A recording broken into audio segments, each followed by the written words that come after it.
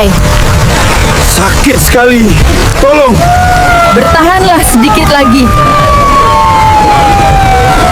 Saat ini, kita tidak hanya sedang melihat grafik pasar yang merah atau angka inflasi yang naik. Kita sedang menghadapi apa yang disebut oleh para ekonom sebagai the perfect storm atau badai sempurna. Ketika nilai tukar rupiah tertekan, pasar modal baik saham maupun aset digital seperti Bitcoin runtuh. Dan di saat yang sama, alam menguji kita dengan banjir dan cuaca ekstrem, kita sedang menghadapi krisis yang bersifat multidimensi. Mengapa situasi ini berbahaya? Karena ia menyerang dua sisi pertahanan kita sekaligus, pelemahan ekonomi menyerang daya beli dan aset kekayaan kita. Sementara bencana alam menyerang aset fisik dan infrastruktur kita. Jika kita tidak mengubah strategi, kita berisiko mengalami kelumpuhan finansial total. Sekarang, lupakan tentang pertumbuhan, fokuslah pada ketahanan. Dalam kondisi normal, uang diam adalah kerugian opportunity cost. Namun, dalam kondisi krisis dan bencana, likuiditas adalah raja cash is king. Kesalahan terbesar yang sering terjadi saat pasar saham dan kripto anjlok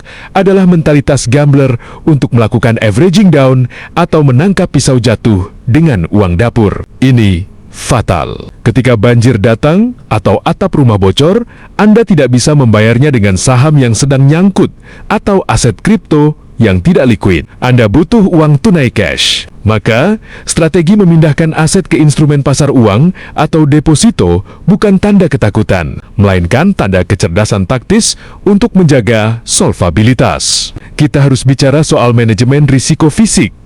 Kita sering meremehkan klausul Act of God atau bencana alam dalam asuransi kita. Saat ekonomi sulit, biaya perbaikan rumah akibat banjir akan terasa 10 kali lebih berat karena daya beli uang kita sedang turun. Pastikan aset fisik terlindungi polis yang tepat agar tabungan kita tidak habis dimakan biaya renovasi. Di sisi defensif investasi, di tengah ketidakpastian global yang menekan 3 atom, emas dan surat berharga negara SBN menjadi benteng terakhir. Emas menjaga nilai aset kita dari devaluasi mata uang. Sementara SBN memberikan arus kas pasti ketika dividen saham mungkin dipotong akibat resesi. Menghadapi situasi ini, kita harus berhenti bersikap reaktif dan mulai proaktif. Kencangkan ikat pinggang bukan karena panik, tapi untuk menimbun amunisi dana darurat. Tunda utang konsumtif bukan karena pelit, tapi untuk menjaga nafas arus kas cash flow. Badai pasti berlalu, tapi apakah kapal kita masih utuh saat badai itu selesai? Dengan likuiditas yang kuat,